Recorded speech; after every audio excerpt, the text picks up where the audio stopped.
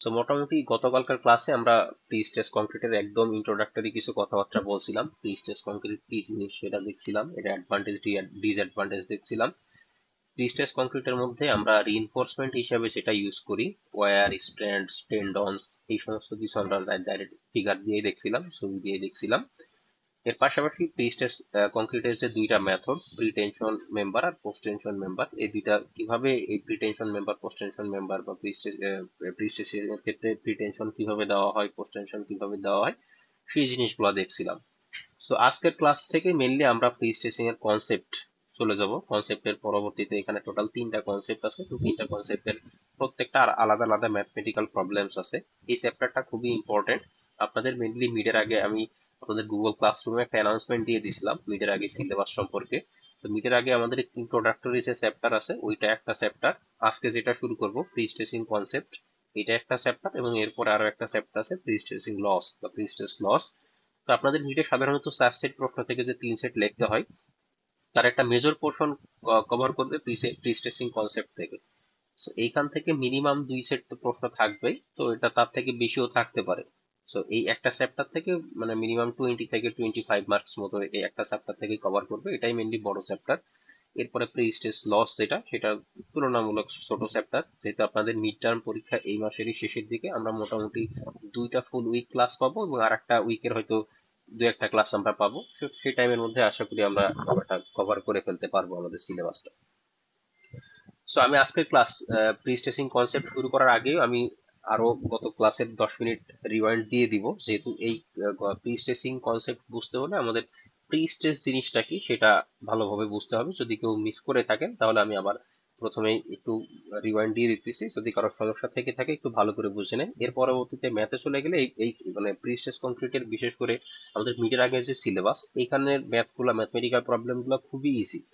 এখানে স্টিল স্ট্রাকচারের মতো কোনো বড় ফর্মুলা নাই, এখানে অনেক কিছু স্টেপ মনে রাখতে হয় না, জাস্ট একটাই ফর্মুলা। সেখান থেকে যদি জাস্ট কনসেপ্টটা বোঝা যায় তাহলে খুব সহজেই ম্যাথমেটিক্যাল প্রবলেমগুলো সলভ করতে পারবেন। সো প্রথমত আমরা প্রি স্ট্রেস কংক্রিটের দুইটা মেথড, যে দুইটা মেথড, সেই দুইটা মেথডের মধ্যে আমরা একটা বলছিলাম প্রি টেনশন মেথড আর একটা বলছিলাম পোস্ট টেনশন মেথড। প্রি স্ট্রেসের প্রি টেনশন মেম্বার যেটা বা প্রি টেনশন মেথড যেটা, সেটার জিনিসটা কি, সেই তার ফাংশনটা হলো, কারণ এটা একটা নর্মাল বিম। এই নর্মাল একটা বিমের প্রি টেনশন মানেই হচ্ছে এটা কাস্টিং করার আগেই, এই বিমটার ভিতরে কংক্রিট ঢালাই দেওয়ার আগেই এর যে রিইনফোর্সমেন্ট, সেই রিইনফোর্সমেন্টটাকে আমরা টেনসাইল স্ট্রেস বা টেনশন ফোর্স দিয়ে আগে থেকে এর মধ্যে একটা স্ট্রেস ডেভেলপ করাইতেছি। তো ধরেন একটা বিম, এই বিমের মধ্যে টেন্ডনটা এরকম প্রিটেনশন মেম্বারের ক্ষেত্রে এরকম এরকম সোজা যে আমাদের রিইনফোর্সমেন্ট, সেটা ওয়্যার হইতে পারে, সেটা স্ট্র্যান্ডস হইতে পারে, টেন্ডন হইতে পারে, এই অবস্থায় আছে। তাহলে প্রি টেনশনের ক্ষেত্রে জিনিসটা কি, প্রি টেনশনের ক্ষেত্রে আমরা এই কংক্রিটটাকে কাস্টিং করার আগেই বা কংক্রিট ঢালাই দেওয়ার আগেই এই যে রিইনফোর্সমেন্ট আছে, এই রিইনফোর্সমেন্টের দুই পাশে আমরা হাইড্রোলিক বা মেকানিক্যাল জ্যাক দিয়ে দুই পাশে টান দিব। কত ফোর্সে টান দিব সেটা ডিপেন্ড করবে আমাদের ডিজাইনের উপরে, আমাদের ডিজাইন কত ফোর্সে বলতেছে না বলতেছে সেটার উপরে। আমরা জাস্ট বুঝে রাখি আমাদের দুই পাশে টান দিয়ে এই যে আমাদের রিইনফোর্সমেন্ট আছে, সেই রিইনফোর্সমেন্টের মধ্যে টেনশন ফোর্স দিয়ে টেনশন ফোর্স ডেভেলপ করা। এরপরে যখন আমরা এরপরে এর ভিতরে কংক্রিট কাস্টিং করে দিব, পুরো 28 দিন রেখে দিলাম, রাখার পরে কি হলো, আমাদের যে কংক্রিট যেটা আছে, কংক্রিটটা তার কম্প্রেসিভ স্ট্রেংথ গেইন করলো। কম্প্রেসিভ স্ট্রেংথ গেইন করার পাশাপাশি এই যে রিইনফোর্সমেন্ট যেটা, রিইনফোর্সমেন্টের সাথে তার ফ্রিকশন ডেভেলপ করলো, তার বন্ড ডেভেলপ করলো, মানে পুরোটা এই কংক্রিটটার এই রিইনফোর্সমেন্টের সাথে একসাথে তার বন্ড ফ্রিকশন পুরোটা ডেভেলপ করে ফেললো। এরপরে 28 দিন পরে কি করবো, 28 দিন পরে এই যে দুই পাশে যে টান দিছিলাম, টান দেওয়ার পরে মেনলি এখানে একটা অ্যাঙ্কর দিয়ে রাখা হয়, এখানে একটা অ্যাঙ্কর দিয়ে রাখা হয়, যাতে টান মানে পুরো টেনসাইল ফোর্সটা ঠিক অবস্থায় থাকে। 28 দিন পরে যখন কংক্রিটটা পুরোটা সেট হয়ে গেল, পুরোটা তার কম্প্রেসিভ স্ট্রেস ডেভেলপ করে ফেললো, এরপরে আমরা কি করব, এই যে দুই পাশের অ্যাঙ্করটা খুলে দিই। অ্যাঙ্করটা খুলে দিলে কি হবে, আপনারা জাস্ট একটা ইলাস্টিক কোন একটা ম্যাটেরিয়ালের কথা চিন্তা করেন, ধরেন একটা রাবারের কথা যদি চিন্তা করি, রাবারের কথা চিন্তা করলে কি, এটা যদি আমি দুই দিক থেকে টান দিয়ে ধরে রাখি, যখনই আমি টানটা ছেড়ে দিব সেটা কি করবে, তার বিপরীত দিকে একটা ফোর্স অ্যাপ্লাই করবে। তো এই রিইনফোর্সমেন্টের ক্ষেত্রেও সেম, যখনই আমরা এই রডটাকে অনেক টান টান অবস্থায় রাখছিলাম, যখনই আমরা এই অ্যাঙ্কলটা ছেড়ে দিব তখন কি করবে, সে তার বিপরীত দিকে, এই বিপরীত দিকে একটা ফোর্স প্রয়োগ করবে। যে ফোর্স প্রয়োগ করলে কি হবে, আমাদের এই যে কংক্রিটটা ছিল বা কংক্রিটের বিমটা ছিল, তার এই পোর্শনে এখন এই এই পাশ থেকে ফোর্স দিতেছে, এই এই পাশ থেকে ফোর্স দিতেছে, অর্থাৎ এখানে একটা কম্প্রেসিভ স্ট্রেস ডেভেলপ করবে। অর্থাৎ এই এই জোনটা কম্প্রেসিভ স্ট্রেস ডেভেলপ করবে। তো সাধারণত আমরা যদি আমাদের নর্মাল সিম্পলি সাপোর্টেড একটা বিমের কথা চিন্তা করি এবং সেখানে যদি উপর থেকে লোড পড়ে, তাহলে আমরা জানি এই বিমের নিউট্রাল অ্যাক্সিস থেকে উপরের পোর্শনে থাকে কম্প্রেশন, নিচের পোর্শনে থাকে টেনশন। এই জন্য সাধারণত সাধারণত আমরা নিচের পোর্শনে রিইনফোর্সমেন্ট ইউজ করি। তাহলে এই প্রি টেনশনের কারণে, এই রিইনফোর্সমেন্টটাকে আগে থেকে টেনশনে রাখার কারণে, সে যখন উল্টা এই অ্যাঙ্কর ছেড়ে দেওয়ার পরে এর ভিতরে কম্প্রেসিভ স্ট্রেস দিতেছে, তাহলে কি হচ্ছে, তাহলে আমাদের এই যে বিমের নিচের পোর্শনে জেনারেলি থাকে হচ্ছে টেনশন, কিন্তু এই প্রি স্ট্রেসিং এর কারণে এর ভিতরে কম্প্রেশন ডেভেলপ করতেছে। তো এর ভিতরে যদি কম্প্রেশন ডেভেলপ করে, তাহলে কি করবে, এই কম্প্রেশনটা এই টেনশনটাকে কিছুটা হলেও নিউট্রালাইজ করবে। এটাই হলো প্রি স্ট্রেসের, প্রি টেনশনিং এর মেইন কনসেপ্ট। যে আমি আগের থেকে একটা টেনসাইল ফোর্স দিয়ে রাখবো, টেনশন দিয়ে রাখবো, সেটা যখন আমি ছেড়ে দিব, সেটা আমাদের ওই বিমের যে লোয়ার পোর্শনটাতে সে কম্প্রেসিভ স্ট্রেস ডেভেলপ করবে। এই কম্প্রেসিভ স্ট্রেসটা আমাদের এখানে লোডের কারণে যে টেনসাইল স্ট্রেস ডেভেলপ হয়, সেই টেনসাইল স্ট্রেসটাকে নিউট্রালাইজ করবে বা সেই ভ্যালুটাকে আগের তুলনায় কমায় দিবে। এটা গেল প্রি টেনশনিং মেম্বার। এরপরে আরেকটা যে মেথড ছিল post tension method. Post tension method মানে নামের মাধ্যমে আমরা বুঝতে পারতেছি, একটা প্রি টেনশন আর একটা হচ্ছে পোস্ট টেনশন। পোস্ট টেনশন মানে হচ্ছে এটা আমরা কংক্রিট কাস্টিং করার পরে সেখানে টেনশন ফোর্স অ্যাপ্লাই করি। ধরেন এরকম একটা বিম, বিশেষ করে যত আমাদের কাস্ট ইন সিটু অর্থাৎ সাইটে যে সমস্ত প্রিস্টেস কাস্টিং করা হয়, সব ক্ষেত্রেই মোটামুটি পোস্ট টেনশন ইউজ করা হয়। পোস্ট টেনশনের ক্ষেত্রে কি হয়, যে টেন্ডন গুলা থাকে, সেই টেন্ডন গুলা থাকে সাধারণত এরকম স্যাগিং আকারে থাকে, এরকম থাকতে পারে বা বিভিন্ন শেপে থাকতে পারে। তো এটার ক্ষেত্রে কি হয়, এটার ক্ষেত্রে জাস্ট আমরা শাটারিং এর পরে এখানে একটা ডাক্ট পাইপ দিয়ে রাখি, এরকম ডাক্ট পাইপ দিয়ে এর মধ্যে টেন্ডন গুলা ঢুকাই রাখি, কিন্তু এটা জাস্ট লুজ অবস্থায় থাকে, এর মধ্যে কোনো রকম কোনো টেনশন থাকে না বা কোনো ফোর্স অ্যাপ্লাই করা হয় না, জাস্ট নর্মাল একটা ডাক্ট পাইপের ভিতরে টেন্ডন গুলা ঢুকানো থাকে। এরপরে শাটারিং এর উপরে যে কংক্রিটটা আছে, পুরো কংক্রিটটা ঢালাই দেওয়া হয়, ঢালাই দিয়ে 28 দিন রেখে দেওয়া হয়। পুরোটা তার যখন কম্প্রেসিভ স্ট্রেস সে ডেভেলপ করে ফেলে, সেই ডেভেলপ করার পরে এই আমাদের যে দুই পাশে যে টেন্ডন, দুই পাশের টেন্ডনে আমরা টেনসাইল ফোর্স বা টেনশন ফোর্স অ্যাপ্লাই করি, অর্থাৎ এটাকে এদিক থেকে টান দেই, এটাকে এদিক থেকে টান দেই।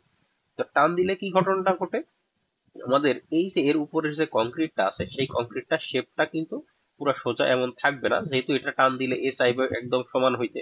এ সমান হইতে চাইলে কি আছে, এর উপরের যে কংক্রিটটা আছে সেই কংক্রিটটাকে সে উপরের দিকে প্রেসার দিবে। তো প্রেসার দিলে মোটামুটি তার এই বিমের শেপটা কিছুটা এরকম উপরের দিকে ডিফ্লেক্টেড মতো হয়ে যাবে।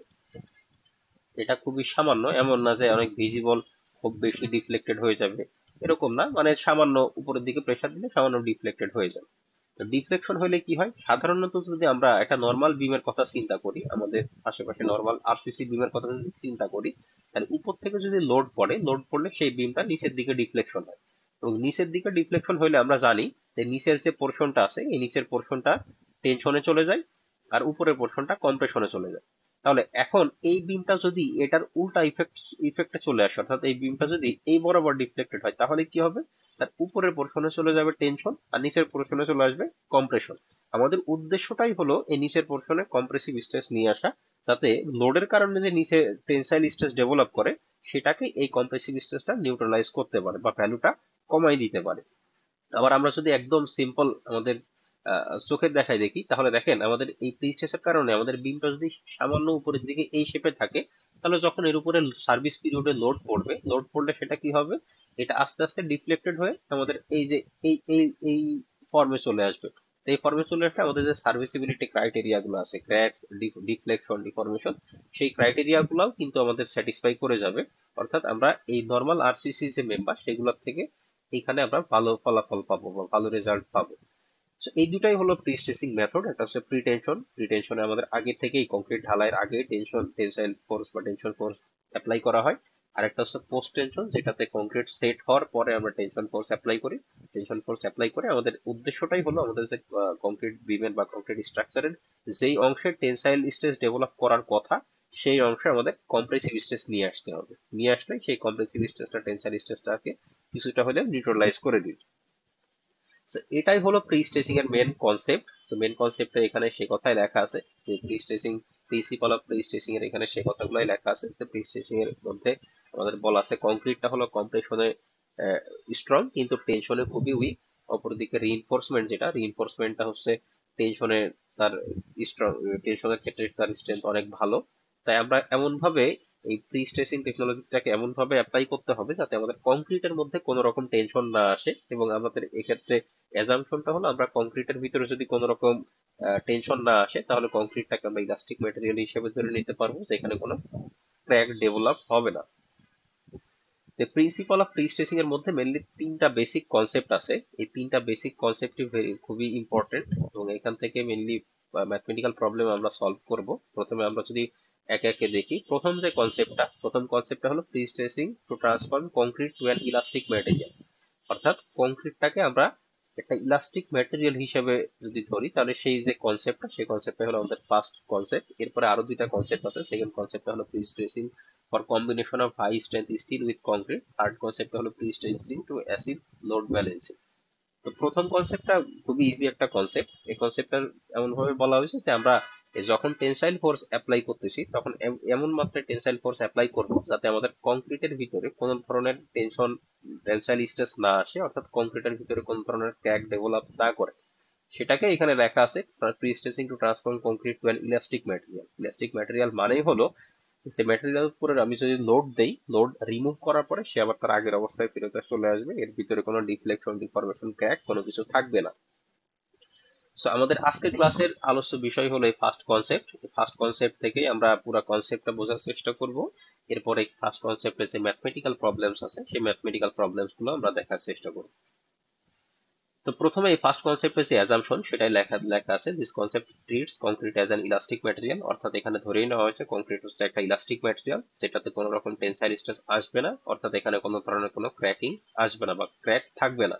সেটাকে এখানে আরো বিস্তারিত কথায় লেখা আছে যে কংক্রিটটা হচ্ছে টেনশনে উইক আর কম্প্রেশনে স্ট্রং। তাই আমাদের এমন ভাবে আগে থেকে স্ট্রেস দিয়ে রাখতে হবে যাতে সেখানে কোনো ধরনের কোনো টেনসাইল স্ট্রেস না আসে।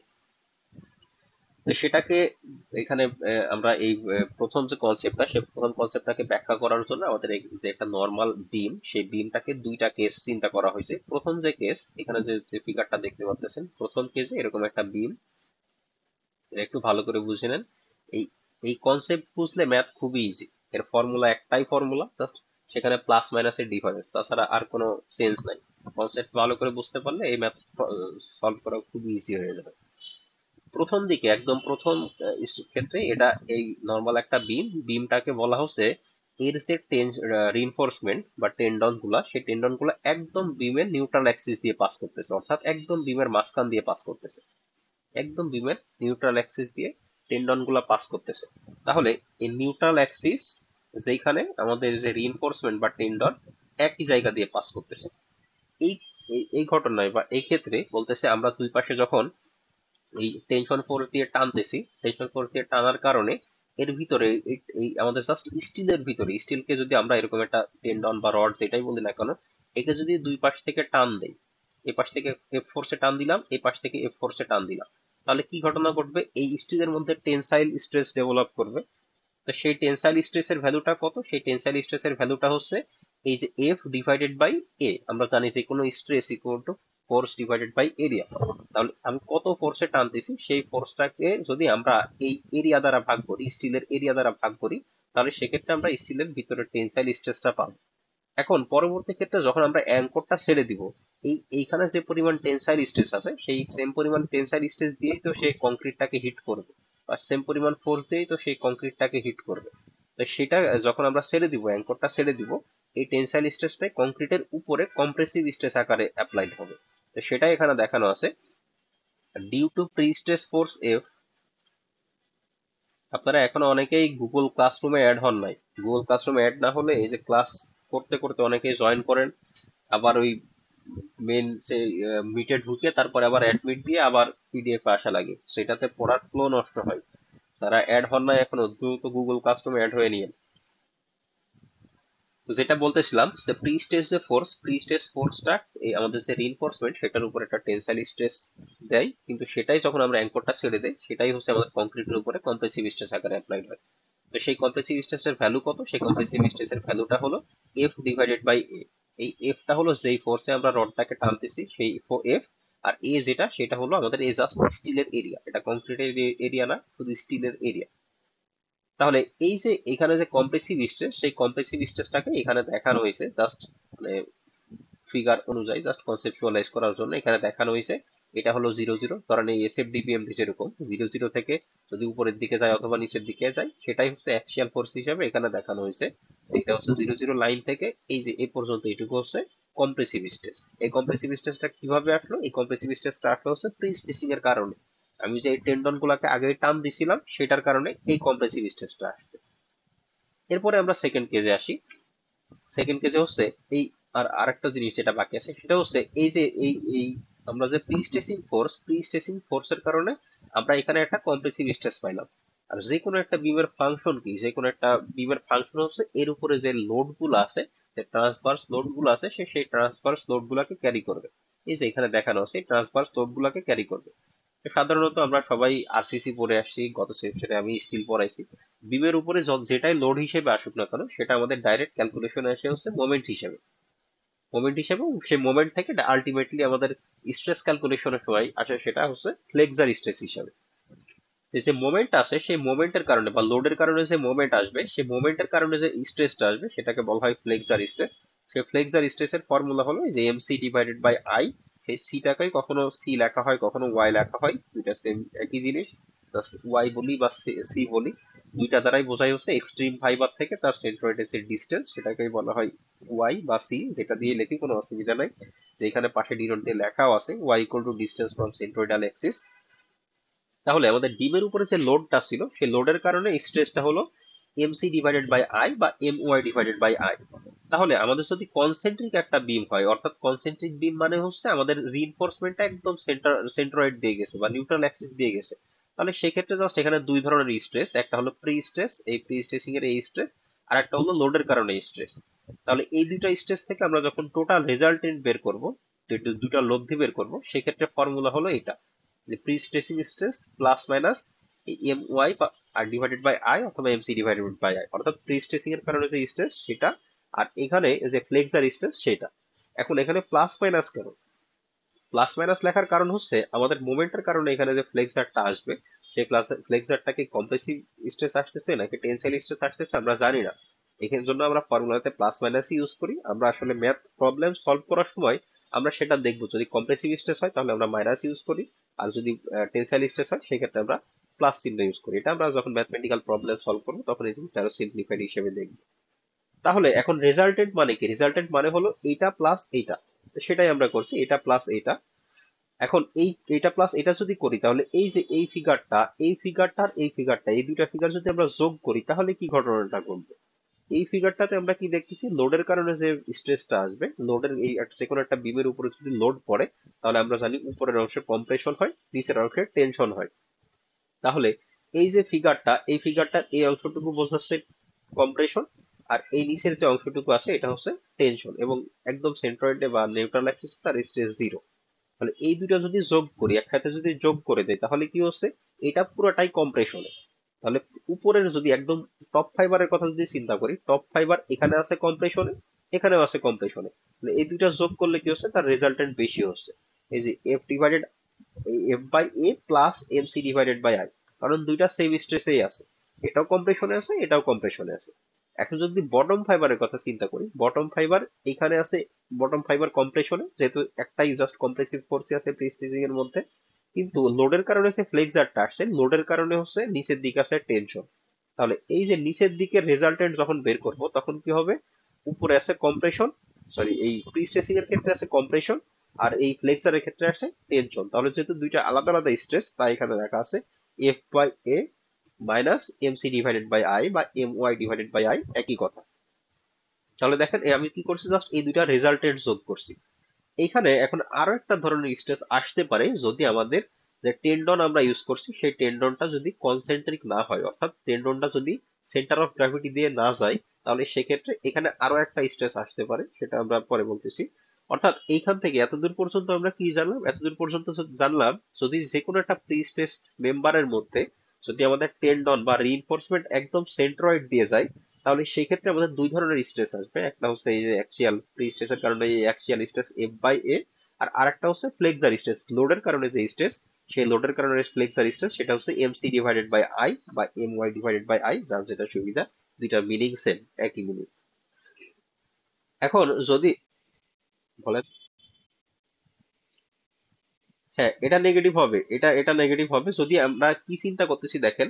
আমরা যদি কম্প্রেসিভ স্ট্রেস চিন্তা করি, এই এফ বাই এটা সবসময় নেগেটিভ হবে। এখন আমরা কম্প্রেসিভ স্ট্রেসকে নেগেটিভ বললে পরবর্তী যে স্ট্রেসটা আছে সেটা কি হিসেবে ধরতেছি সেটা ইম্পর্টেন্ট। এখানে কেন নেগেটিভ লেখে নাই সেটা দেখেন, এই যে এখান থেকে দেখাই। এই যে এই অংশটা চিন্তা করেন, এই অংশটা চিন্তা করলে কি হচ্ছে, আমাদের এইখানে তো পুরো মেম্বারটাই হচ্ছে কম্প্রেশনে আছে। কম্প্রেশনে থাকলে এখানে ফর্মুলাটা কি আসতো, নেগেটিভ, মাইনাস আসতো। আবার নিচের দিকে যদি বলি, নিচের দিকে এই বিমটার উপরের এই অংশটুকু আছে কম্প্রেশনে, তাহলে এখানেও কি আসতো, মাইনাস। তো এই জন্যই আমি এখানে অ্যাসিউম করে নিচ্ছি যে এখানে এই ফর্মুলাটা লেখার সময় যে কম্প্রেসিভ গুলাকে আমি প্লাস ধরছি, আর এই টেনসাইল যেগুলো আছে সেগুলোকে মাইনাস ধরছে। এই জন্য এখানে দুইটাই প্লাস দিয়ে লেখছে। আপনি যদি দুইটাই মাইনাস দিয়ে লেখেন কোনো অসুবিধা নাই, সেক্ষেত্রেও তো রেজাল্টেন্ট সেম এটাই আসতো। এটা মাইনাস ধরেন -10, এটা -10, তাহলে রেজাল্টেন্ট তো সেম একই আসতো। সো আপনি যদি কম্প্রেসিভ স্ট্রেসকে প্লাস ধরেন বা টেনশন স্ট্রেসকে প্লাস ধরেন, এটা কোনো অসুবিধা নেই। তবে সেটাকে আপনি পজিটিভ সাইন ধরতেছেন। বাকি সেম প্রবলেমে সব ক্ষেত্রে ওই সেম, ধরেন কম্প্রেসিভ স্ট্রেসটাকে আপনি একবার যদি পজিটিভ ধরেন, তাহলে ওই প্রবলেমে সব জায়গায় সেটাকে পজিটিভই ধরে আসতে হবে। এটাই, তাছাড়া যে কম্প্রেসিভ স্ট্রেস আসলেই যে আমরা নেগেটিভে চলে যাব বিষয়টা এরকম না। এটা আসলে যার যার পার্সপেক্টিভের উপরে ডিপেন্ড করে। কেউ সেটাকে সব ক্ষেত্রে কম্প্রেসিভ জিনিসটাকে নেগেটিভ ধরে নেয়, এই জন্য সে সব ক্ষেত্রে মাইনাস চিহ্ন ইউজ করে, তার যাতে তার কনফিউশন না হয়। বোঝা গেছে? আচ্ছা, এরপরে যেটা আসি সেটা হচ্ছে যদি কনসেন্ট্রিক আসে, মানে অর্থাৎ টেন্ডন গুলো যদি একদম সেন্টার অফ গ্র্যাভিটি দিয়ে যায়, তাহলে সেই ক্ষেত্রে আমাদের এই দুই ধরনের স্ট্রেস আসে। একটা হচ্ছে প্রি স্ট্রেসিং এর কারণে অ্যাক্সিয়াল স্ট্রেস, আর একটা হচ্ছে লোডের কারণে ফ্লেক্সার স্ট্রেস। এখন আমাদের যে টেন্ডন গুলো আছে অর্থাৎ রিইনফোর্সমেন্ট গুলো আছে, সেই রিইনফোর্সমেন্ট গুলো যদি সেন্টার অফ গ্র্যাভিটি দিয়ে না যায়, এই যে এখানে খেয়াল করেন, যদি সেন্টার অফ গ্র্যাভিটি দিয়ে না যায়, এই যে ডট ডট যে চিহ্নটা দেখতেছি এটা হচ্ছে আমাদের সেন্টার অফ গ্র্যাভিটি। আমরা একটু জুম করে দেখাই। এই যে ডট ডট যে লাইনটা, এটা হচ্ছে আমাদের সেন্টার অফ গ্র্যাভিটি। আর এই যে এখানে যে পুরা সলিড লাইন দেওয়া আছে, এটা হচ্ছে আমাদের রিইনফোর্সমেন্ট বা টেন্ডন। তাহলে কি ঘটনাটা করতেছে তাহলে দেখেন, এখানে টোটাল তিন ধরনের স্ট্রেস আসবে। কি কি স্ট্রেস আসবে, এই যে প্রি স্ট্রেসিং যে রিইনফোর্সমেন্ট আছে, সে তাকে যখন আমি অ্যাঙ্করেজটা খুলে দিব, সে এখানে একটা কম্প্রেসিভ অ্যাক্সিয়াল স্ট্রেস দিবে, F/A। এরপরে আমাদের যে উপরে যে লোড আছে, সেই লোডের কারণে আমাদের একটা স্ট্রেস আসবে, সেটা হচ্ছে MC ডিভাইডেড বাই আই অথবা MY ডিভাইডেড বাই আই, যেটাই বলি না কেন।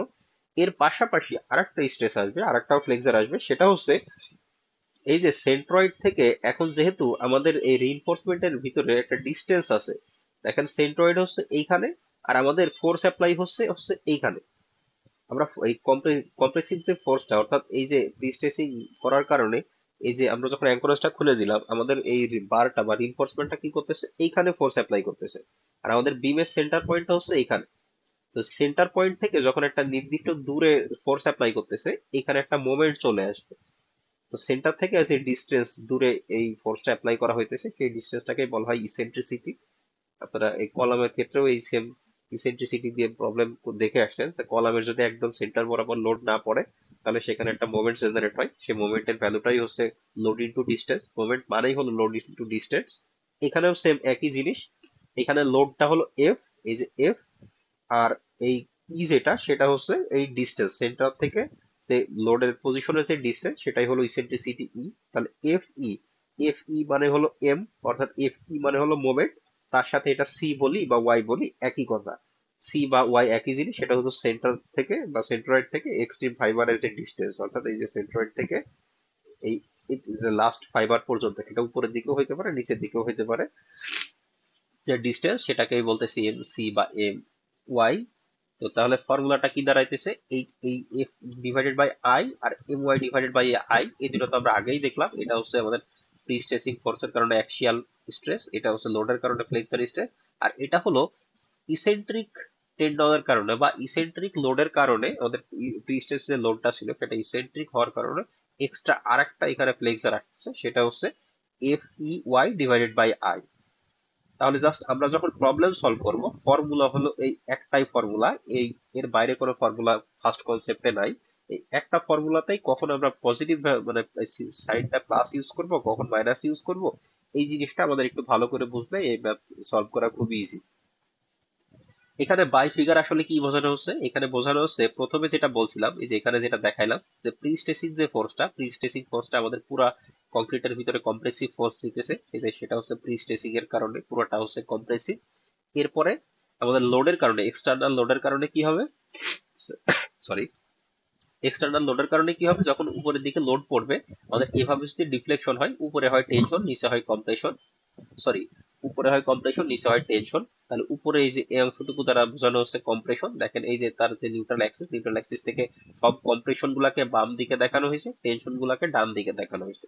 এই যে নিউট্রাল অ্যাক্সিস থেকে কম্প্রেশন বাম দিকে দেখানো হয়েছে, নিউট্রাল অ্যাক্সিস থেকে কম্প্রেশন বাম দিকে দেখানো হয়েছে, নিচের অংশে যে টেনশন ডেভেলপ হইতেছে সেটাকে ডান দিকে দেখানো হয়েছে। আর প্রি স্ট্রেসিং ফোর্সের কারণে বা যে ফ্লেক্সারটা পাইলাম, সেটার ক্ষেত্রে আসলে টেনশন কোথায় হবে আর কম্প্রেশন কোথায় হবে সেটা যদি দেখি, আমি প্রথমেই বলে দিলাম যে এখানে যে সে যেহেতু কম্প্রেসিভ ফোর্স অ্যাপ্লাই করতেছে, কম্প্রেসিভ ফোর্স অ্যাপ্লাই করলে এই বিমের সেন্ট্রয়েড থেকে বা নিউট্রাল অ্যাক্সিস থেকে নিচের দিকে কম্প্রেশন ডেভেলপ হবে। কম্প্রেশন যদি ডেভেলপ হয় তাহলে উপরের দিকে অটোমেটিক্যালি টেনশন ডেভেলপ করবে। যদি টেনশন ডেভেলপ করা হয়, যে দেখেন ডিউ টু প্রি স্ট্রেসিং ইসেন্ট্রিসিটির কারণে উপরের দিকে টেনশন ডেভেলপ করছে আর নিচের দিকে কম্প্রেশন ডেভেলপ করছে। তাহলে এখন যদি আমি রেজাল্টেন্ট বের করতে চাই, রেজাল্টেন্ট মানেই হলো আমি কি করছি দেখেন, প্রথমে যে অ্যাক্সিয়াল স্ট্রেস প্লাস ইসেন্ট্রিসিটির কারণে স্ট্রেস প্লাস লোডের কারণে স্ট্রেস, এই তিনটা যখন আমি একসাথে করছি, মানে প্লাস মাইনাস যেটাই বলি না কেন, রেজাল্টেন্ট যখন বের করছি, তখন এটা প্রথম যদি আমি সেন্ট্রাল অ্যাক্সিস বা নিউট্রাল অ্যাক্সিস এর উপরে চিন্তা করি, নিউট্রাল অ্যাক্সিস এর উপরে এফ আছে কম্প্রেশনে, মানে অর্থাৎ টপ ফাইবারটা এখানে কম্প্রেশন, এখানে টেনশন, এখানেও কম্প্রেশন। তাহলে আমি যদি আলটিমেটলি দুইটা সবগুলা যোগ করি, তাহলে এই দুইটা প্লাস হয়, এই কম্প্রেশন আর এই কম্প্রেশন প্লাস মাইনাস এই টেনশন, তো সেখান থেকে আমাদের এই যে আলটিমেটলি আমাদের এখানে যে টপ ফাইবারের যে ভ্যালুটা, এটা আলটিমেটলি এখানে কম্প্রেশনে আছে। এবং আমরা যদি নিচের কথা চিন্তা করি, তাহলে এখানে আছে কম্প্রেশন, এখানে আছে কম্প্রেশন, এখানে আছে টেনশন, তো পুরোটা রেজাল্টেন্ট করে এখানে পাওয়া গেছে যে এই যে দেখেন এইটা আর এটা যেহেতু সেম স্ট্রেসে আছে, এটাও কম্প্রেশনে আছে, এটাও কম্প্রেশনে আছে, তাই এই দুইটা প্লাস। আর এটা যেহেতু তার নেগেটিভ আছে অর্থাৎ বিপরীত দিকে আছে, তাই এটাকে মাইনাস দ্বারা প্রকাশ করা হয়েছে। আপনি চাইলে এই দুইটা মাইনাস এটা প্লাসও লিখতে পারেন, কোনো অসুবিধা নাই। জাস্ট আপনার মানে সব জায়গায় এটা ইউনিফর্ম থাকতে হবে যে আমি কম্প্রেশনটাকে পজিটিভ ধরতেছি নাকি টেনশনটাকে পজিটিভ ধরতেছি। এটা ধরার পরে আপনি সব ক্ষেত্রে যদি সেম চিহ্ন রাখতে পারেন, তাহলে কোনোটাতেই সেটা আইদার কম্প্রেশন অথবা টেনশন যেটাকেই পজিটিভ ধরেন না কেন, তাতে কোনো অসুবিধা হবে না। তাহলে এই ফার্স্ট কনসেপ্টের এই পর্যন্ত কি বোঝা গেছে? এই পর্যন্ত বোঝা গেলে আমরা ম্যাথমেটিক্যাল প্রবলেম শুরু করব। ম্যাথ খুবই ইজি, জাস্ট ম্যাথের মধ্যে আমাকে ডিসাইড করতে হয় সেইখানে মানে সাইন কোনটা ইউজ করব, আমি কি পজিটিভ সাইন ইউজ করব নাকি নেগেটিভ সাইন ইউজ করব, শুধু এটাকে আমাকে ডিসাইড করতে হয়, আর কোনো কিছু না।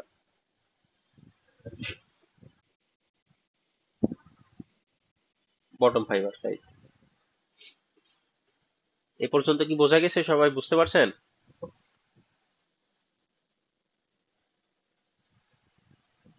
আচ্ছা, আমি ধরে নিতেছি বুঝতে পারছেন, যেহেতু কেউ প্রবলেম অ্যারাইজ করেন নাই।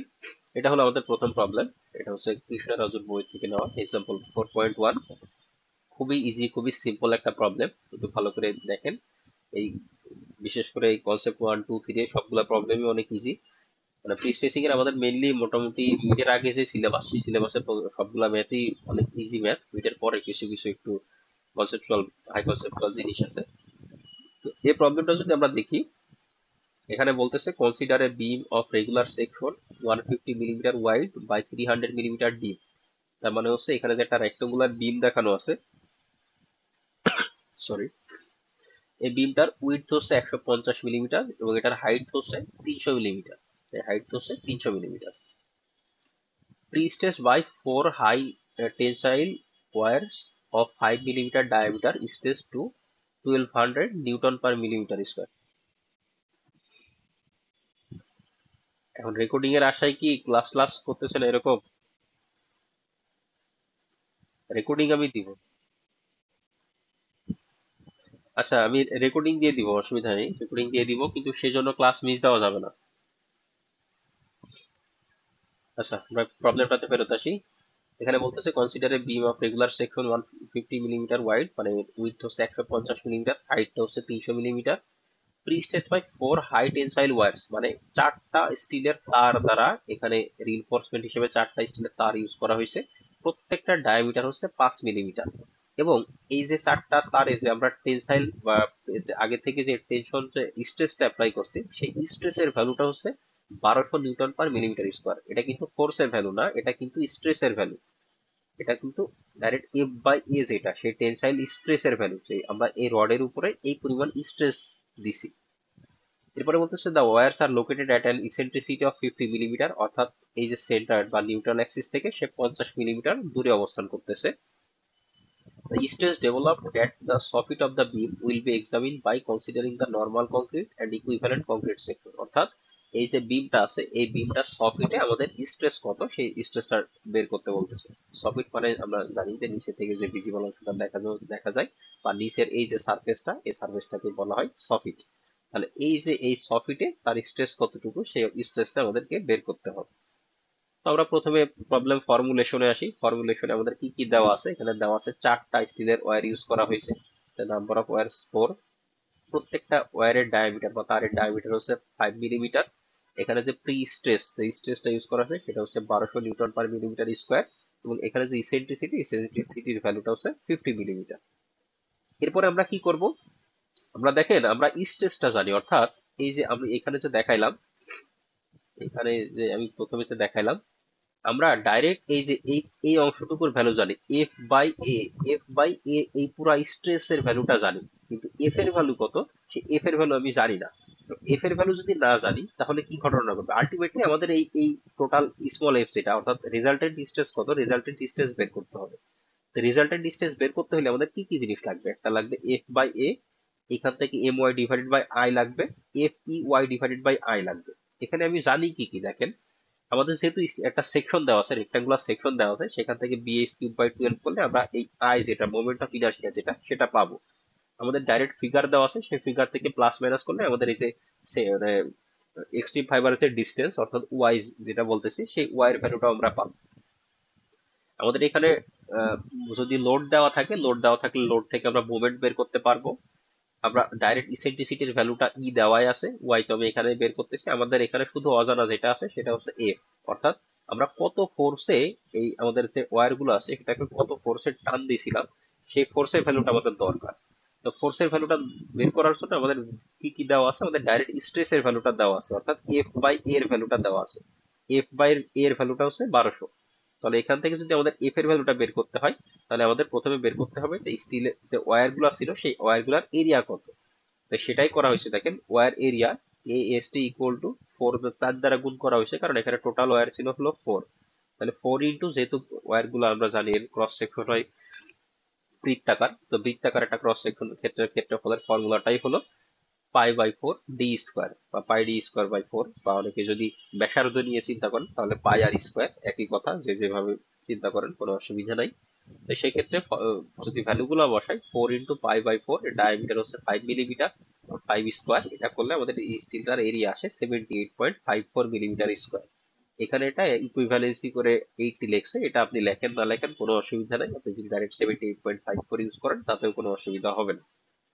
তাহলে এখন যদি আমরা ফোর্স বের করতে চাই, আমরা জানি F by A equal to হচ্ছে 1200। তাহলে এফ ইকুয়াল টু কত হবে, 1200 ইন্টু এ। তাহলে 1200 ইন্টু এখান থেকে যে এটা ইকুইভ্যালেন্সি করে 80 লেখছে, আমি 80 দিয়েই বলতেছি, আপনারা যদি কেউ 78.54 রেখে দেন তাতেও কোনো অসুবিধা নাই। তাহলে সেখান থেকে আমরা ফোর্স পাইলাম হচ্ছে 1200 ইন্টু 80, তার মানে হচ্ছে 96,000 নিউটন। তাহলে আমরা কত ফোর্সে টানছিলাম সেই ভ্যালুটা আমরা এখান থেকে পাইলাম। এখন যদি আমরা কংক্রিটের গ্রস এরিয়া বের করি, কংক্রিটের এখানে আমাদের বলা আছে এই বিমটার উইথ বলা আছে 150 মিলিমিটার, হাইট ডেপথ বলা আছে 300 মিলিমিটার। তাহলে কংক্রিটের এরিয়াটা হচ্ছে 150 ইন্টু 300, তাহলে সেক্ষেত্রে আসে 45,000 মিলিমিটার স্কোয়ার। এখন আমাদের আরো একটা কি জিনিস লাগবে, আমাদের যদি এই স্ট্রেস বের করতে হয় তাহলে আরেকটা যে ভ্যালুটা লাগবে সেটা হচ্ছে I, moment of inertia. Moment of ইনার্শিয়াটা কি জিনিস, যদি একটা রেক্টাঙ্গুলার সেকশন থাকে, রেক্টাঙ্গুলার সেকশন আপনারা অ্যানালিটিক মেকানিক্স এ শিখে আসার কথা। তা রেক্টাঙ্গুলার সেকশনের বা অ্যানালিটিক মেকানিক্স এর পরেও আরসিসি স্টিল বিভিন্ন সময় এই স্ট্রাকচারে পড়ার বিভিন্ন সময় রেক্টাঙ্গুলার সেকশনের মোমেন্ট অফ ইনার্শিয়া বের করছেন। ফর্মুলাটা হলো bh³/12। বি মানে হলো উইডথ, এখানে উইডথ প্রশ্নে বলা আছে 150 মিলিমিটার। এইচ মানে হচ্ছে তার ডেপথ, প্রশ্নে বলা আছে 300 মিলিমিটার। আর 12 জাস্ট bh³/12, ফর্মুলা 12 বসাই দিলে এখান থেকে ক্যালকুলেশন করলে মোমেন্ট অফ ইনার্শিয়ার ভ্যালুটা আসে 33.75 ইন্টু 10⁻7 মিলিমিটার টু দি পাওয়ার 4।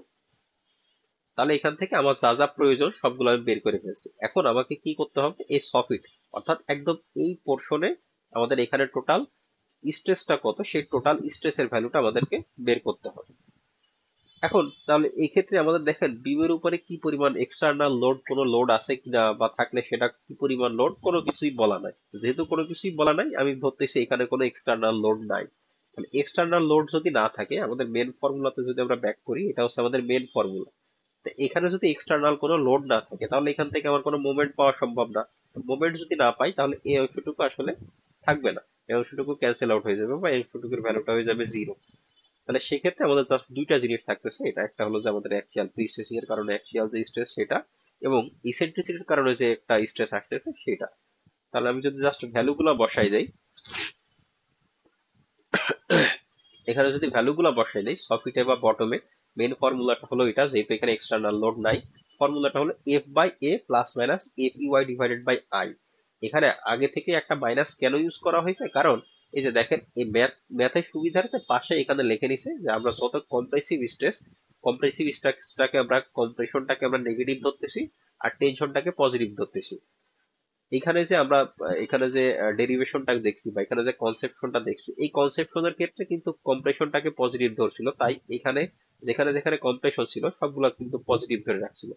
এখানে প্লাস মানে এখানে কম্প্রেশনটাকে পজিটিভ ধরছিল। তো আপনার ক্ষেত্রে আপনি কম্প্রেশনকে পজিটিভ ধরেন নাকি কম্প্রেশনকে নেগেটিভ ধরেন, এটাতে কোনো ধরনের কোনো সমস্যা নাই, এটাতে আনসারও সেম আসবে, স্ট্রেসের ভ্যালুও সেম আসবে, এখানে কোনো সমস্যা নাই। যদি কেউ মনে করেন আমি কম্প্রেশনটাকে পজিটিভ ধরবো, তাহলে জাস্ট কিছুই না, এখানে চিহ্নটা পজিটিভ হয়ে যাবে। এখন যদি আমরা এই সফটওয়্যারের কথা চিন্তা করি, নিচের কথা চিন্তা করলে নিচে প্রি স্ট্রেসের কারণে কি ধরনের স্ট্রেস আসবে। প্রি স্ট্রেসের কারণে আমি প্রথমে একটা ফিগার এঁকে দেখাইলাম যে এই যে বিমটা, এই বিমটা আমার উদ্দেশ্যটাই হলো বিমের নিচের অংশে কম্প্রেশন নিয়ে আসা। তো আমি প্রি স্ট্রেস ফোর্সের মাধ্যমে বিমের নিচের অংশে কি নিয়ে আসছি, কম্প্রেশন নিয়ে আসতেছি। তো কম্প্রেশন নিয়ে আসতেছি এবং আমি ধরে নিছি কম্প্রেশনের চিহ্নটা হচ্ছে নেগেটিভ।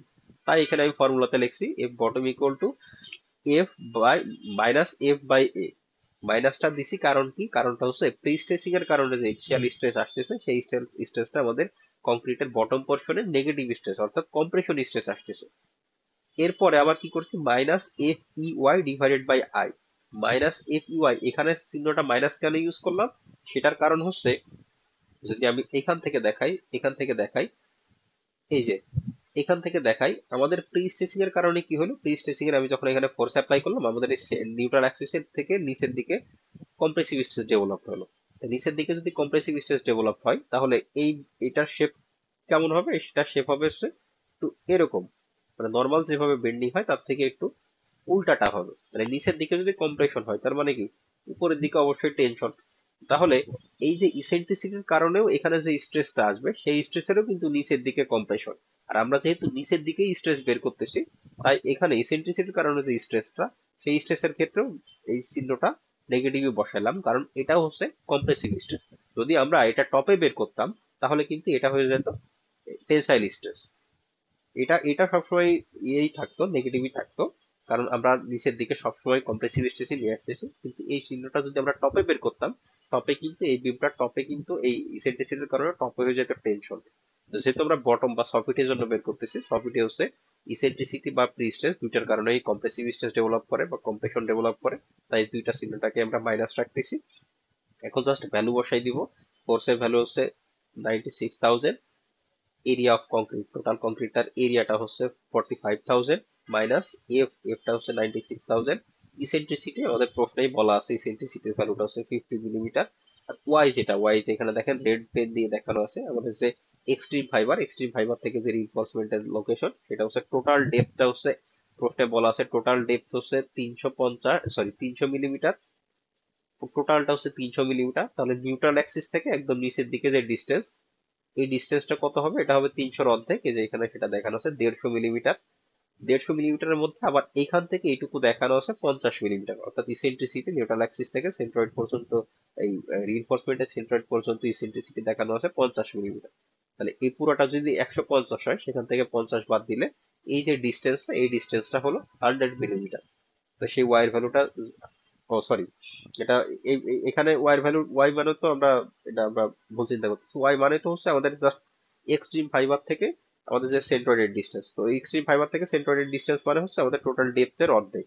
টোটাল ডেপথ দেওয়াই আছে হচ্ছে 300 মিলিমিটার, সেখান থেকে জাস্ট সেটা যদি অর্ধেক করি, সেটার অর্ধেক করলে আসে 150 মিলিমিটার।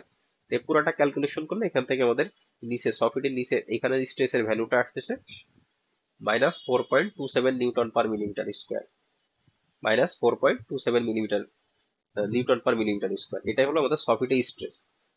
এখন আমাদের প্রশ্নের দিকে যদি আমরা খেয়াল করি, এখানে দুইটা জিনিস বলছে। একটা হচ্ছে প্রথম কন্ডিশনে বলতেছে নর্মাল কংক্রিট চিন্তা করে বের করতে, আর একটা বলতেছে ইকুইভ্যালেন্ট কংক্রিট চিন্তা করে বের করতে। এখন নর্মাল কংক্রিট চিন্তা করে কি আর ইকুইভ্যালেন্ট কংক্রিট চিন্তা করে কি, এটার মানে হচ্ছে এই প্রথমে যখন আমরা নর্মাল কংক্রিট চিন্তা করতেছি, নর্মাল কংক্রিট মানে হচ্ছে আমরা এর ভিতরে যে স্টিলের একটা এরিয়া আছে সেটাকে আমরা বাদ দিয়ে শুধু কংক্রিট যেটা আছে সে কংক্রিটেরটাই চিন্তা করতেছি।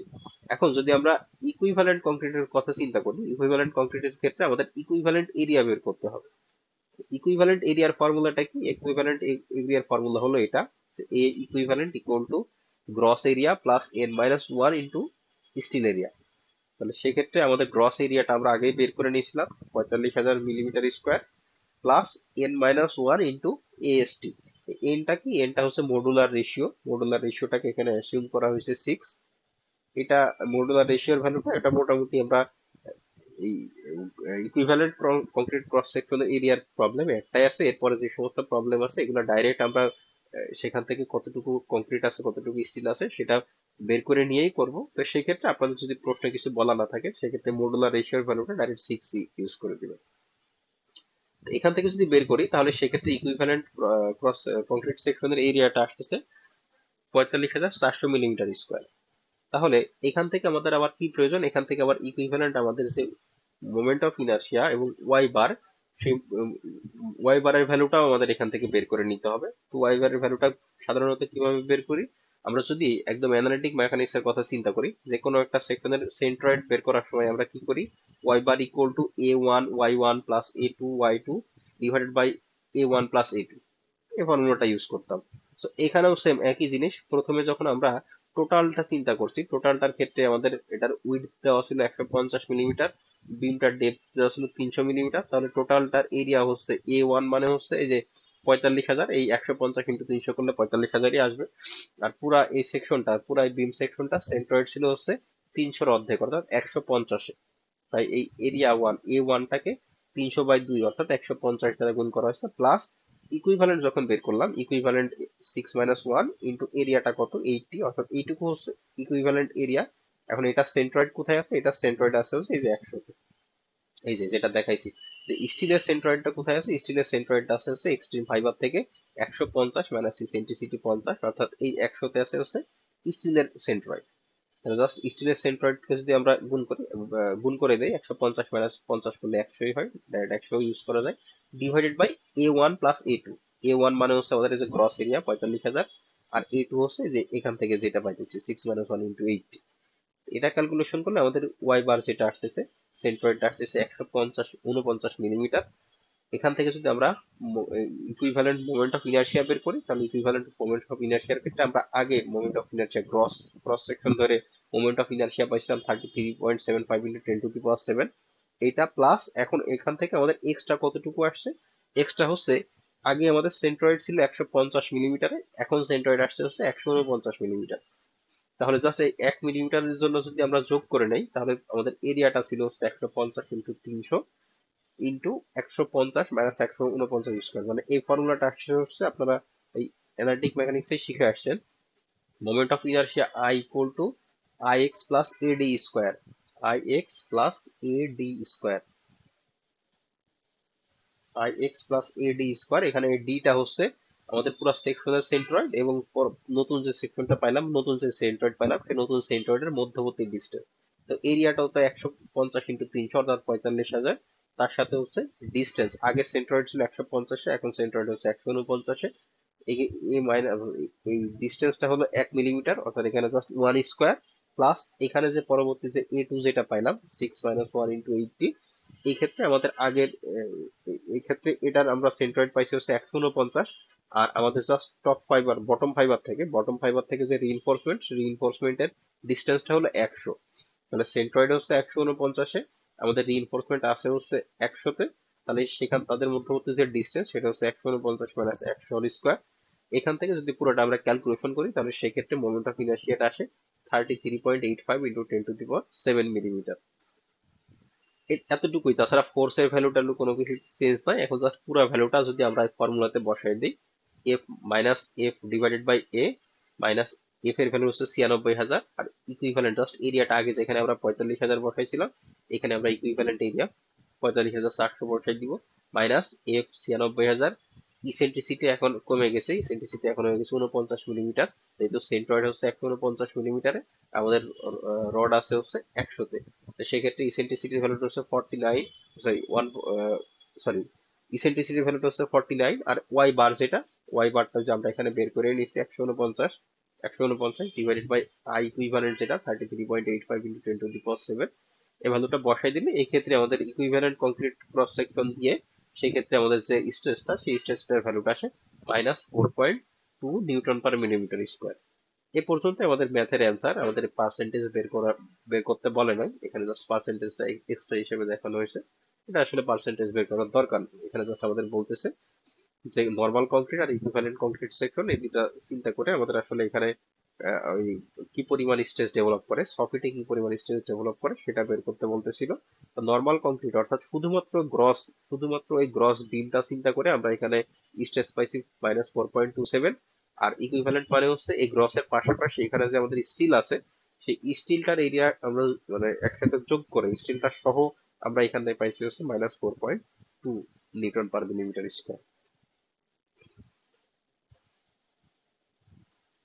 এটা কি অসুবিধা আছে? ফর্মুলা দেখেন, ফর্মুলা হচ্ছে জাস্ট এটাই ফর্মুলা এটাই ফর্মুলা জাস্ট এখান থেকে আমার যে যে ভ্যালুগুলো প্রয়োজন সেই ভ্যালুগুলো আমাদেরকে বের করে নিতে হবে।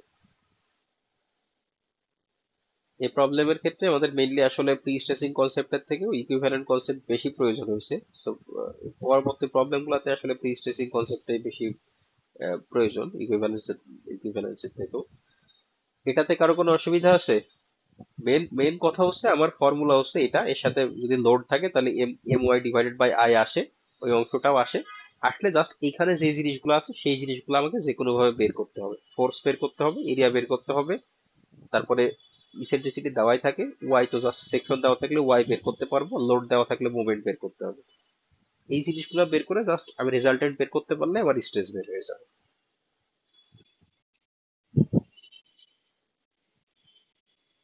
না, যদি এখানে তো কোনো লোড নাই, ইকুইভ্যালেন্ট মানে হচ্ছে, হ্যাঁ হ্যাঁ, যদি যদি লোড থাকতো তাহলে ইকুইভ্যালেন্সের ক্ষেত্রে এমসি ডিভাইডেড বাই আই, তো এই ইকুইভ্যালেন্টটা প্রত্যেকটা ম্যাথের জন্য লাগবে না। এটা হচ্ছে আসলে এটা প্রি স্ট্রেসিং কনসেপ্ট না, এটা জাস্ট বলতেছে আমরা পুরো বিমটাকে একবার পুরাটা হচ্ছে গ্রস কংক্রিট ধরে চিন্তা করছি, আর একবার হচ্ছে গ্রস কংক্রিটের সাথে এখানে যে স্টিলটা আছে টোটাল স্ট্রেসের এরিয়া, স্টিলের এরিয়া যোগ করে আমরা ইকুইভ্যালেন্ট চিন্তা করে তারপরে আরেকবার স্ট্রেস বের করতেছি।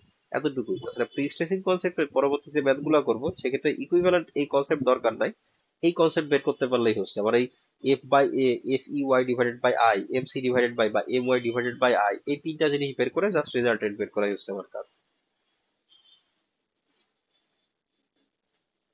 বোঝা গেছে?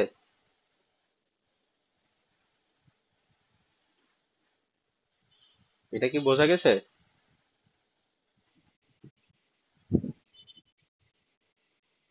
আমি এই যে ক্লাস শুরুর আগে দিয়ে দিছি, এই এটা হচ্ছে এই চ্যাপ্টারটা ক্লাস শুরুর আগে আমি আপলোড করে দিছি, দেখে নিন।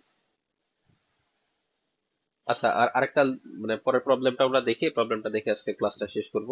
এটা ইন্টারেস্টিং প্রবলেম এবং এটা খুবই ইম্পর্টেন্ট একটা প্রবলেম। গত লাস্ট প্রবলেম আর এই প্রবলেমটার মধ্যে মেইনলি পার্থক্য দুই জায়গায়। প্রথমত এখানে একটা এক্সটার্নাল লোড দেওয়া আছে, আর সেকেন্ডলি হচ্ছে আমরা লাস্ট যে প্রবলেমটা করলাম, প্রবলেম ওয়ান যেটা করলাম সেখানে শুধুমাত্র নিচের দিকে রিইনফোর্সমেন্ট ছিল, এখানে নিচের দিকেও রিইনফোর্সমেন্ট আছে, উপরের দিকেও রিইনফোর্সমেন্ট আছে। এই দুটাই মেইনলি এই আগের প্রবলেম আর এই প্রবলেমের মধ্যে পার্থক্য।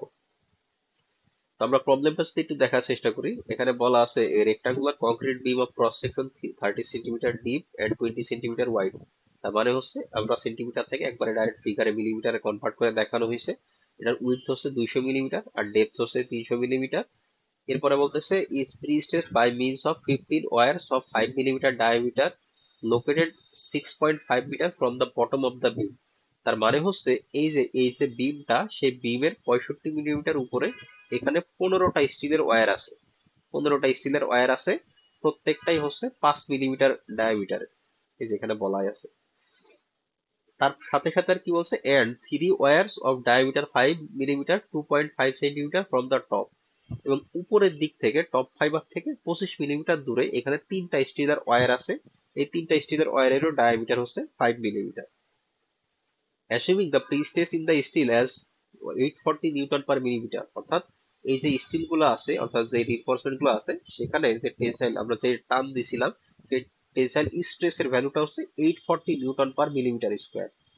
Calculate the stresses at the extreme fibers of the mid-span section when the beam is supporting its own sorry beam is supporting its own weight over a span of 6 metre. অর্থাৎ এই যে বিমটা আছে, এই বিমের একদম মিড স্প্যান, এই mid স্প্যানে আবার এই যে ক্রস সেকশনটা দেখা যাচ্ছে, এই ক্রস সেকশনের টপ ফাইবারের স্ট্রেস কত। Calculate the stress at extreme fibre, sorry extreme fibres মানে হচ্ছে টপ এক্সট্রিম ফাইবারেও বের করতে বলতেছে, বটম এক্সট্রিম ফাইবারেও বের করতে বলতেছে। এটা হচ্ছে এই যে এখানে যে প্ল্যান দেখানো হচ্ছে, এই বিমের প্ল্যানের একদম মিড স্প্যানে বের করতে বলতেছে। আর কি বলা আছে, আর বলা আছে এই বিমটার লেন্থ হচ্ছে 6 মিটার, এখানে লাইভ লোড আছে 6 কেজি নিউটন পার মিটার, এবং এর সাথে সাথে এটা তার সেলফ ওয়েটটাকে ডেড লোড হিসেবে কাউন্ট করে। বলতেছে এটা যে সেলফ ওয়েট আছে, সেলফ ওয়েটটাকে ডেড লোড হিসেবে ধরে নিতে হবে। এখন এটা যদি আমরা সলিউশনে আসি, প্রথমে আমরা ফর্মুলেশন করি যে কি কি ভ্যালু দেওয়া আছে। এখানে বলা আছে প্রি স্ট্রেস, এটা অর্থাৎ যে স্ট্রেস দিয়ে স্টিলটাকে টানা হয়েছিল, সেই স্ট্রেসের ভ্যালুটা হচ্ছে 840 নিউটন পার মিলিমিটার স্কোয়ার। আর এখানে এখন এই স্ট্রেস থেকে, অর্থাৎ পি থেকে বা স্ট্রেস থেকে যদি আমরা ফোর্স বের করতে হয়, আমরা জানি ফোর্সকে এরিয়া দ্বারা গুণ করতে হবে। এফ বাই এর ভ্যালু হচ্ছে 840। তাহলে এরিয়া, স্টিলের এরিয়া যদি আমরা বের করতে চাই, তাহলে টোটাল স্টিলের এরিয়া কত, উপরে আছে হচ্ছে 3টা স্টিলের ওয়্যার, যেটার ডায়ামিটার হচ্ছে 5, অর্থাৎ 3 × πd² / 4, এটা করলে আসে 58.90। এবং নিচের দিকে আছে, বটমের দিকে আছে হচ্ছে 15টা, অর্থাৎ 15 × π/4 × 5², এটা করলে আসে 294.5। তাহলে টোটাল এখানে স্টিলের এরিয়া কত, টোটাল হচ্ছে এটা প্লাস এটা। আগে এটা বের করে নিয়ে তারপরেও গুণ করতে পারেন, বা এদের মতো এখানে যেভাবে করা আছে। Pre-stress force equal to 840 into এই এরিয়া প্লাস এই এরিয়া।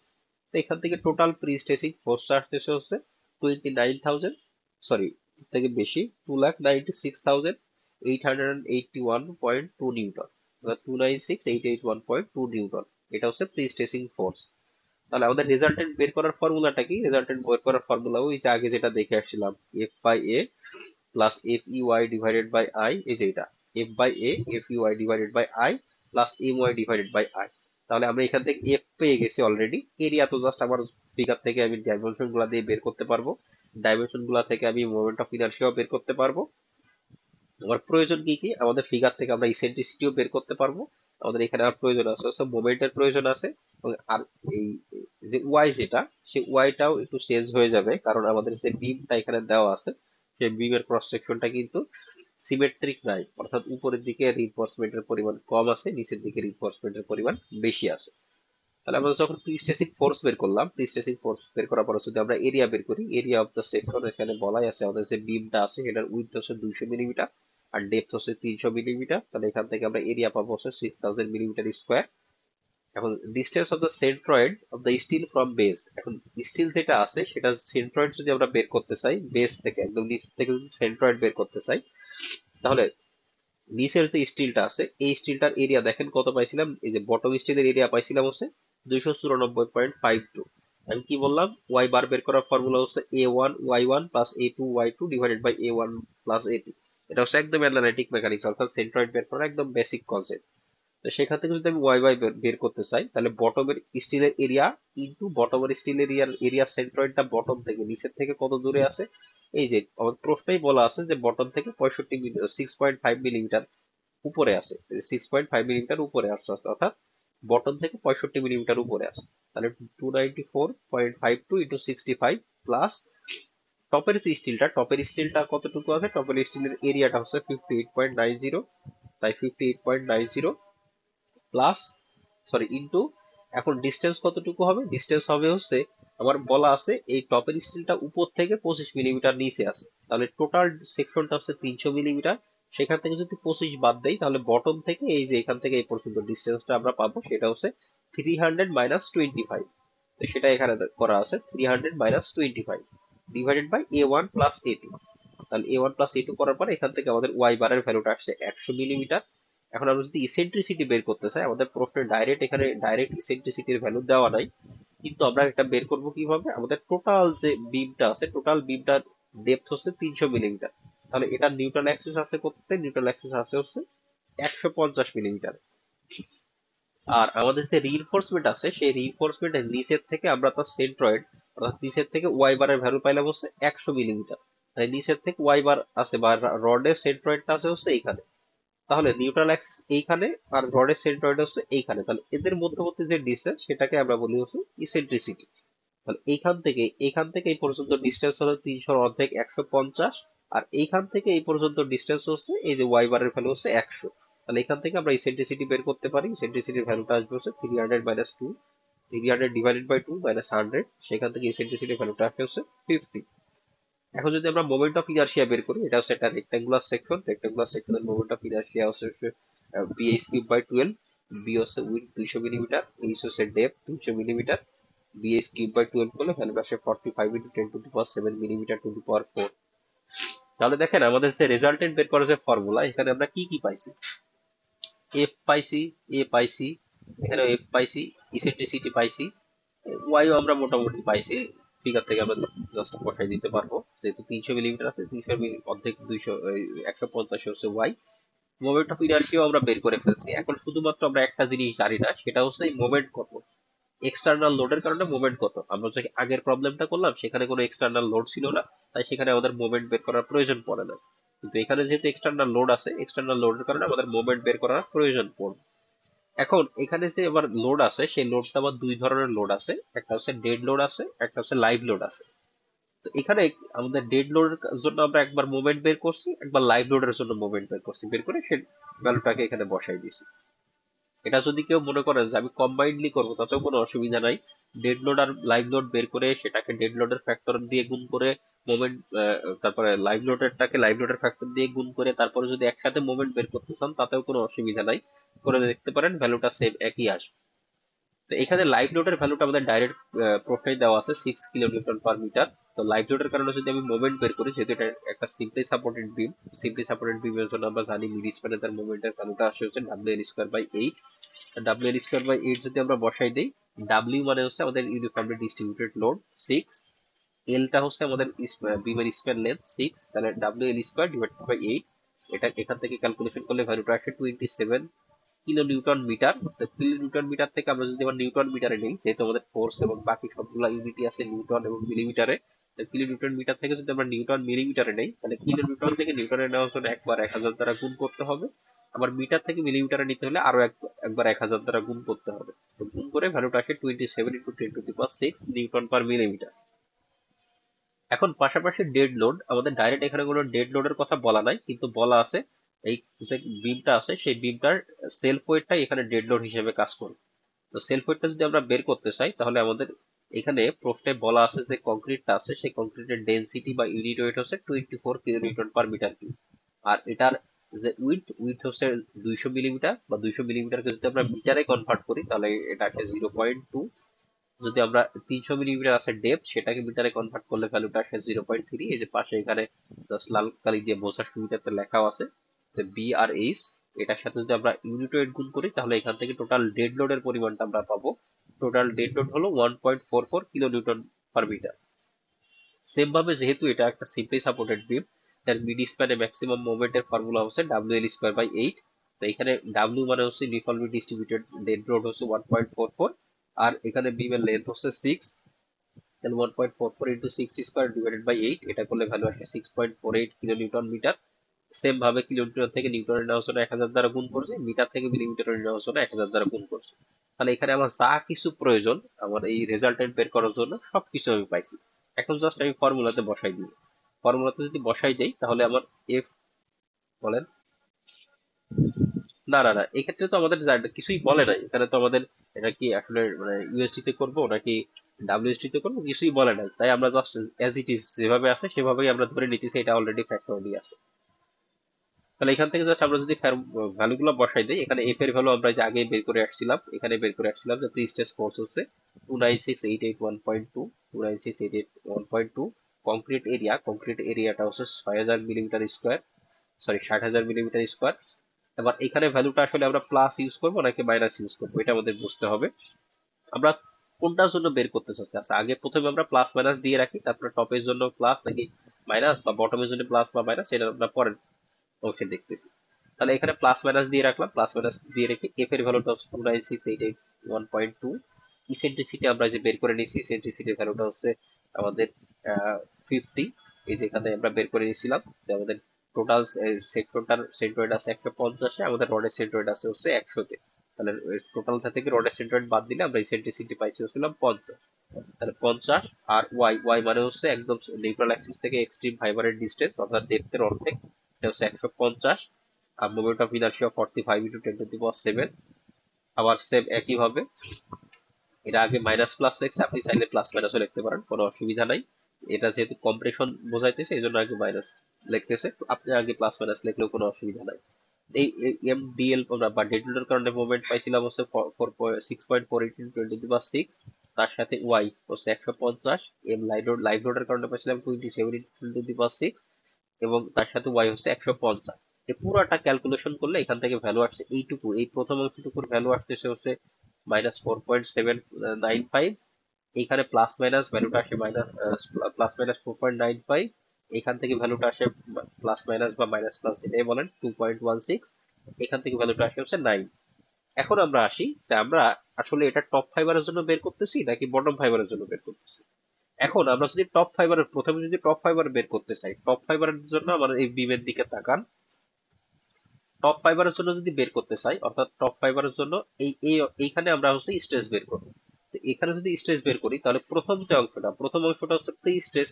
তো প্রি স্ট্রেস তো সবসময় নিচের দিকে কি করবে, নিচের দিকে হচ্ছে কম্প্রেশন দিবে। তো নিচের দিকে কম্প্রেশন দিলে অটোমেটিক্যালি সে উপরের দিকে কি দিবে, ও সরি, হ্যাঁ না ঠিকই আছে, উপরের দিকে অটোমেটিক্যালি সে দিবে হচ্ছে টেনশন।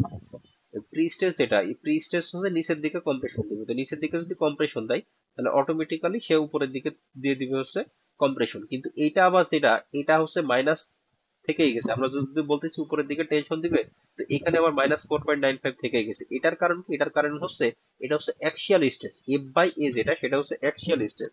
আমরা যদি একদম কনসেপ্ট থেকে চিন্তা করি, এই যে এফ বাই এ, এখানে যে এফ বাই এর যে স্ট্রেসটা এটা দেখেন, এটা কিন্তু কোনো চেঞ্জ হয় না, এটা up to bottom axial stress, যেটা আপ টু বটম এই প্রি স্ট্রেসের কারণে যে কম্প্রেসিভ স্ট্রেস, এটা up to bottom axial stress বা এফ বাই এটা সবসময় কিন্তু কম্প্রেসিভ ছিল। এটা টপ ফাইবার বলি বা বটম ফাইবার বলি, এটা সবসময় কম্প্রেসিভ। তাহলে আমাদের এই যে প্রবলেমটা এটার যখন আমরা টপ ফাইবার বের করি বা বটম ফাইবার বের করি, এফ বাই এর ভ্যালুটা সবসময় কম্প্রেসিভই হবে এবং এই ভ্যালুটা অলওয়েজ নেগেটিভই হবে। এরপরে যদি আমরা পরের অংশটাতে আসি, অর্থাৎ ইসেন্ট্রিসিটির কারণে যে স্ট্রেসটা আসলো, ইসেন্ট্রিসিটির কারণে যে স্ট্রেসটা আসছে, এই ইসেন্ট্রিসিটি কি করবে, ইসেন্ট্রিসিটি যেহেতু এইখানে আছে, এ নিচের দিকে কম্প্রেসিভ দিবে, নিচের দিকে কম্প্রেসিভ দিলে অটোমেটিক্যালি উপরের দিকে টেনসাইল স্ট্রেস চলে আসবে। উপরের দিকে যদি টেনসাইল স্ট্রেস আসবে, যখন আমরা টপ ফাইবার বের করবো টেনসাইল স্ট্রেসের জন্য আমরা চিহ্নটা যেখানে পাশে লিখে দিচ্ছি টেনশনের জন্য পজিটিভ। এবার যদি আমরা এই ডেড লোডের জন্য আসি, আমরা ডেড লোড বলি বা লাইভ লোড বলি, যে কোনো আমরা এক্সটার্নাল লোডের কথা, যখনই এক্সটার্নাল লোড আসবে যে কোনো একটা বিমের উপর এক্সটার্নাল লোড পড়লে উপরে কম্প্রেশন হয়, নিচে টেনশন হয়। এটা আমরা অনেক আরসিসি থেকে দেখে আসছি, যে কোনো একটা বিমের উপরে লোড পড়লে ডিফ্লেকশন হয়, এরকম এরকম ডিফ্লেকশন হলেও উপরে কম্প্রেশন নিচে টেনশন। তাহলে টপ ফাইবার যখন বলতেছি, টপ ফাইবার মানে হচ্ছে উপরের ফাইবার। তো উপরের ফাইবার হচ্ছে ডেড লোডের কারণেও নেগেটিভ, লাইভ লোডের কারণে নেগেটিভ, কারণ এগুলো হচ্ছে এক্সটার্নাল লোড। তাহলে পুরোটা যদি ক্যালকুলেশন করি তাহলে এখান থেকে ভ্যালুটা আসছে -11.16 নিউটন পার মিলিমিটার স্কোয়ার। এখন যদি আমরা বটম ফাইবারে আসি, বটম ফাইবারে যদি আসি তাহলে এখানে এই প্রি স্ট্রেসিং যে অ্যাক্সিয়াল স্ট্রেসটা এটা অলওয়েজ নেগেটিভ। তার সাথে হচ্ছে আমাদের নিচের দিকে এই ইসেন্ট্রিসিটিটা নিচের দিকে কি ধরনের স্ট্রেস দিতেছে, ইসেন্ট্রিসিটিটা নিচের দিকে হচ্ছে কম্প্রেসিভ স্ট্রেস দিতেছে। কম্প্রেসিভ স্ট্রেস দিলে এটাও মাইনাস। তার সাথে সাথে কি আমাদের যে দুইটা এক্সটার্নাল ফোর্স আছে, সবসময় মাথায় রাখবেন, এক্সটার্নাল ফোর্স সেটা ডেড লোড থাক, লাইভ লোড থাক, যেভাবেই থাক না কেন, এক্সটার্নাল ফোর্স যদি উপর থেকে নিচের দিকে কাজ করে অলওয়েজ সেটা টপ ফাইবারে কম্প্রেশন দিবে, বটম ফাইবারে টেনশন দিবে। এইরকম উপর থেকে যদি লোড পড়ে তার ডিফ্লেকশনটা হয় এরকম এরকম হলে নিচের দিকে টেনশন, অর্থাৎ ডেড লোডের কারণেও টেনশন, লাইভ লোডের কারণেও টেনশন।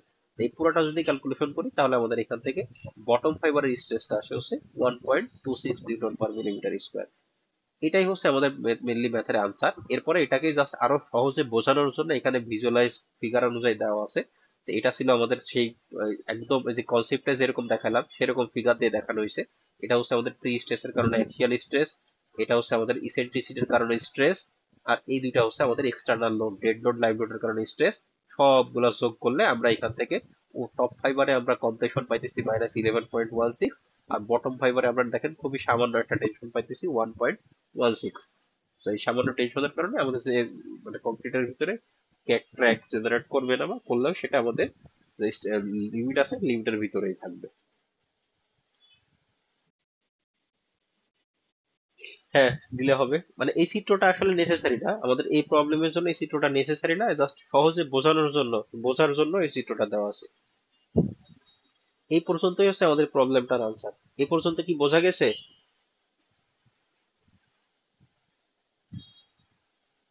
এই পর্যন্ত কারো কোনো অসুবিধা আছে?